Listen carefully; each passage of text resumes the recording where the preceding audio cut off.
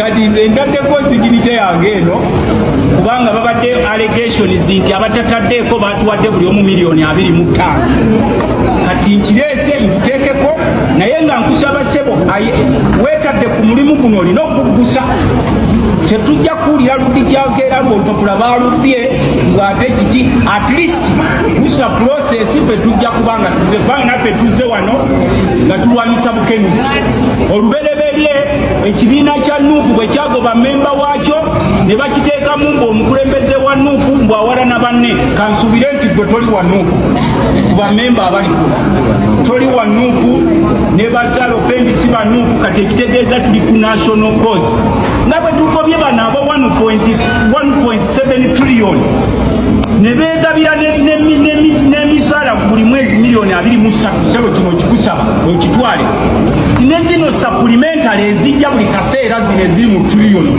nazo tukwatire wamu sebo ate nkulinza omulundi omulala sebo kyenkusembyayo okuleetanga signature tuteekeko emikono nga tulwanirira abaana ba nuupu abali mu makomera kitegedde ekyo sebo mukama wange sekyejange sebo kyekutikite bw'otokuse process eno muli okujja kwokyo bweyo byange sebo nze omukono gwange nkukuwadde obeere mirembe sebo. President Museveni yavaayo n'awandiika ebbaluwa n'agamba minisita wa Foreign Affairs bagende maaso n'okubeera nga banoonyereza ebimu ku ebyo ebyobugagga bya Speaker Anita Among ebyagenda maaso n'okubeera nga biteekebwako envumbo mu ggwanga lya Bungereza n'ebirala ebiringa bwe bityo. Kino eno kiraga ki? Naye amugyeemu obwesige omuntu we tasobola yennyini awandiika ebbaluwa banoonyereze ku Anita Among yennyini yalina okusooka okunoonyerezebwako. Batufunira bojja kubolanya bwafuuka sipiika basala entotto ku ngeri ki gye bagenda okufandinga ofiisi ya sipiika n'agamba nti bajeti ya sipiika ebeere ku biliyoni 2 financial year ya deputy speaker ebeere ya 1.5 biliyoni. Ekintu ekyo kyawulikika ng'ekyobulalu kubanga abasinga baali balowooza ono omusajja yalina obuwagizi obw'amaanyi nga nekyanaakola kyonna kijja kuba kiwulizibwa. Fast forward, Right Honorable Speaker Jacob Oulanyah Mukama Katonda amuwummuze emirembe bw'amala okufa ebintu byakyuka. Bajeti ya Speaker neva ku 2.5 billion negenda ku 17 billion. Ya deputy nedda ku 13 billion. To do what? I don't know. Commissioners nebewa oluso omusimbi nebeyongeza ku budget yaabwe ebimu tujja tujyogera abalala bajja kubyogerako n'ababaka ebimu ku ebyo ffe abamu bwe tubiraba ne bwe tubiwuliriza obuwuliriza tugamba katufiirwe kyonna kye tulina naye nga tetubeegasse. Ani alina okutunuulira ebyo byonna? Nze nabagamba obulwadde buli bumu bwokka obuluma Uganda. It's this current government. The Speaker will not rest until accountability is given to this House. I need the commissioners, they are here seated, to tell us where they got the money, the 400 million. It is a ploy by the likes of the MP Kazo. Kazo had produced very brilliant MPs. I've never seen someone being used as a hatchet man. But now we have the commissioners here with us. I don't want to be diverted from my initial point. Can Right Honorable Speaker give us the time and date here and now for the commissioners to explain this House where they got the 400 million, where they put it, who voted it? We are on the question of accountability, and they want to scatter the debate over that. Yes, there are important issues we have to deal with, but the moment we don't plug the loopholes, the moment we allow the public funds to be wasted and shared in broad daylight and blatantly, Right Honorable Speaker, there is a big problem. I'll take the information. Uganda wange agenda maaso n'okubeera ng'ongoberera ebintu byatabuse dda ku saidi ya Mathias Mpuuga era wetwogerera kaakano bamaze dda okubeera nga bamukunkumula omukono munnange kwoteeka ne bakamishona banne bana balambirira wetwogerera kati ebintu si birungi yadde akamu n'akeddagala nkusaba ekintu kimu likinga video eno gisharinge commentinga wamma etambulire eddala etuuke ne ku mulala eyandyagadde ogenda maaso n'okubeera ng'agifuna. Sheikh Ashraf Ddembe musomi wa ddwa tutambula naye mukubireko ku ssimu eri awo ku screen esembeyo 11 ajja kukola ku bizibu byonna ebigenda maaso n'okubeera nga bikutawaanya mu ngeri emu. Njagala okubeera nga nkutegeeza gweyagala okulanga naffe simu yaffe esembeyo 57 tukubireko tugende maaso n'okubeera nga tukwasaganya business. Higher Level 1 Travel Agency abo nabo tutambula nabo bagamba bagenda kubeera nga bakutwala olambula ebitundu ebyenjawulo ate oba oyina honeymoon oba mukolo gwo basobola okubeera nga bakuyamba ne bakutegekera. Bakubireko ku ssimu eziri awo mu kabox ka green tojja kugenda maaso nakwejjusa kati nzikiriza wamma wano tusumulule. Bagenda maaso n'okubeera nga otugoberera Beyond the Newsroom gwe mukutu njagala okubeera nga nkwebaza eyo nno gyogenda maaso n'okubeera nga osinzira. Katumba Theodros Ekikubo yabadde omutuufu okuteboringa n'okuleeta ensonga y'okubeera nga bajja obwesige n'okukunkumula ababaka bano eno bakomishona abaali ensimbi y'omuwi w'omusolo omukono mu kibya.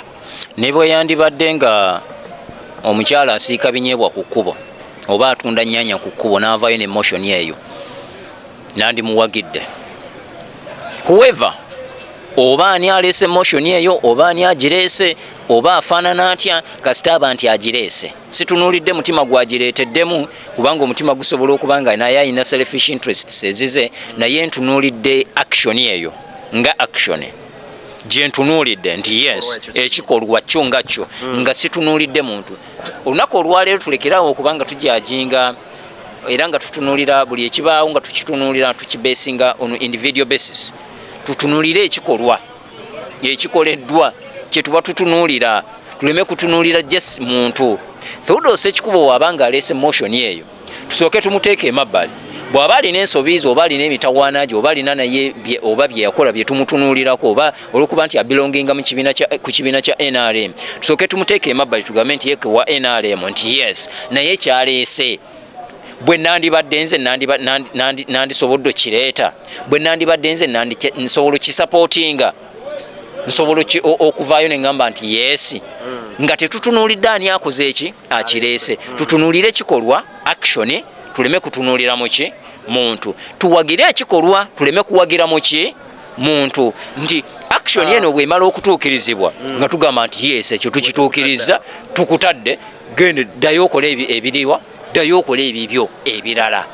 Omukulu Katumba kakati tusuubire ebibala mu kikolwa ekikolebwa oba kumala budde ye ate abaffe gw'olowooza omukulu tagenze maaso nakusooka kulaba ng'ebintu bimususseeko n'agamba kanfuneyo omwana lwakiri akikwatamu kino nkyejjemu kubanga kyo kibadde kibali. Kituufu kya mirundi ebiri tusobola okuba ng'eggwanga nga tukifunamu tusobola obutakifunamu. Kisobola okugguka kisobola obutagguka but however the moment nti kizze motion nejja nega nti kaobeerewo censorship ku bantu bano lwaki bafuna ssente ezo lwaki ba exploiting abannayuganda. It is already a credit gye tusoose okulaba nga tetunaba kulaba nti kikkiddewa niyo already tumaze okulaba credit tumaze okulaba nti waliwo action ekoze eki waliwo eddoboozi erivuddeyo negamba nti gundi wakola nsobi ne gundi wakola nsobi. Yagala gaana olunaku olwaleero kigenda kubeera kizibu nnyo ba commissioners abalala okuvaayo ne balya ssente olw'embeera eno kati eriwo olw'okuba bano bannaabwe babalabisizza newabanga tewaliwo nti tebaggiddwayo basigadde kuba commissioner tebabonerezeddwa sente basigadde bakyafuna mu office basigaddemu but ekikolwa kyennyini ekyavaayo kino olwedde ekiriwo ligenda kubeera ssomo ku ba commissioners abalala okuvaayo bagambe nti kakati katuveeyo tulye sente just vagrantly just like that kubanga atwabadde balya sente z'eggwanga nga tebaliimu kutya kwonna kubanga tebamanyi tewali agenda bagambako tewali agenda kubaanika. Bannayuganda tebabigoberera bannayuganda bali ku bintu byabwe birala niyo olwaleero olaba engeri bannayuganda gye bavuddeyo ne beenyigira mu kintu kino ne bayomba ne bakiteekamu gundi n'atakimanyi gwebadde basuubira ow'omukyalo nti tagenda kubigoberera olwaleero akigoberedde. Kaakati mu kubba ssente z'eggwanga bagenda kubeera vigilant nnyo ekigenza ewala tekigenda kuddamu kubeera nga bwe kibadde. So wadde nti bayinza okusigala nga bakyali mu ntebe oba bayinza okusigala nga tebaggiddwawo tebabonerezeddwa, naye ekikolwa kyennyininyini amaloboozi agavuddeyo at least gasindisa sigino nti mu abalala mwerinde, era abalala baba bakuzirya abagenda kubeera so vigilant, si kutandika kuzirya nga babadde bazirya. Tusuubire obuli bw'enguzi okubeera nga bugenda kukendeerako mu bitongole bya gavumenti ebyo. Tekisoboka. Nze nabagamba obuli bw'enguzi buno, obuli bw'enguzi obuliggwerawo wano gavumenti ya Museveni lwegwa. Agenda maaso n'okubeera ng'otugoberera. By the way, awo wennyini omanyi tubadde tuludde okusinkana. President Museveni yavaayo n'awandiika ebbaluwa n'agamba Minister wa Foreign Affairs bagende maaso n'okubeera nga banoonyereza ebimu ku ebyo ebyobugagga bya Speaker Anita Among ebyagenda maaso n'okubeera nga biteekebwako envumbo mu ggwanga lya Bungereza n'ebirala ebiringa bwe bityo. Kino eno kiraga ki? Naye amuggyeemu obwesige omuntu we. Tasobola. Yennyini awandiika ebbaluwa banoonyereze ku Anita Among, yennyini yalina okusooka okunoonyerezebwako. Ye yennyini yekizibu. Yasibye enguzi mu ggwanga, yasibye obubbi mu ggwanga, yasibye obulabbayi mu ggwanga, yasibye ebyo byonna mu ggwanga. Obubbi n'obukenuzi bubeera ku an individual ali mu ofiisi eyo n'akozesa bubi ofiisi. Ng'akolera ani? And who is the appointing authority? Kati kyoyagala ogamba nti President Museveni yabasibye. Who is supposed to penalize the thieves in the government? Do you have the powers? Do you have the authority to arrest them, to penalize them? Rather than okubogerako obwogezi n'oba exposing wano tubyogerako obwogezi Anita Among spending sente bweziti tumusasanyizaako sente bweziti olunaku, ate kakati office ya speaker tuyisasanyizaako sente bweziti olunaku. Ani alina obuyinza okuzikendeeza n'okuzongeza? Either olunaku lwajjo nalabye yali RCC wa Kampala ng'avuddeyo omusajja wamwe Anderson Burora ng'agamba nti ekitiibwa we yagenda okufiira Jacob Oranya nga ofiisi ye etwala billions meka 2 naye kakati bagyongeza ku 15 then assistant watwala is it 13 ne yeebuuza zavadde ku 2 okutuuka ku 15. Ki ekiri mu Uganda? Ani alina okutunuulira ebyo byonna? Nze nabagamba obulwadde buli bumu bwokka, obuluma Uganda. It's this current government and its leadership. Olunaku lwe bannayuganda lwe balikeera ku makya ne bagamba nti Musevenism out. That regime of Musevenism, it is out. Lwe mugenda okulabako ku buweerero. Naye bino bye mugamba nti enguzi egenda kuggwawo, nti ate obulabbayi bugenda kuggwawo, ate kino kigenda kuggwawo, tuba tusaaga ng'eno gavumenti ekyali mu buyinza, kubanga ebyo ebigikuumira mu ki? Bye bigikuumira mu buyinza. Sente zigenda kutuuka ne ku biliyoni 3 eza speaker, ne ku biliyoni 4 zijja kutuuka nga tukyogerako bwogezi. Mujje tukole interviews tuwogere. Kakati okuva lwe twayogera wali owuliddeyo nga waliwo motion ereeteddwa ne baga nti sente za speaker ezigenda mu office ya speaker zikendeezeddwa? Wali owuliddeko? Oba okweyo era bwe twayogera nakati bwe zikola ki? Nakati bwe ziri. Tuzze twogera ku sente zisaasanyizibwa ku State House buli lunaku. Wali owuliddeko nga bagamba bazisize ekiwanduko nti bannaye sente zino zikendeezeddwa? Wali olabewo action yonna ekoleddwako? Olunaku olwaliro konvoyi y'omukulembeze w'eggwanga yeeyongerako obweyongezi bunene. N'omutabani naye alina ennene. Tewaliwo kirina kigenda kukyuka not until nga gavumenti ekyuse. Bannayuganda mbabuulira ekintu kimu kyokka, bino byonna bye twogerako olunaku olwaleero tetubyogeza mutima mubi, naye tulumirirwa ensi yaffe, naye eddagala lirimu lyokka kubeera nti tufuna gavumenti empya we tujja okuwona bino byonna ebiriwo. Kale akuume atakuumira mpeera. Nze Deni tujja kubeera nga tusinkana. Bamwese Katumba Gerard, mbeere bulungi, mweraba.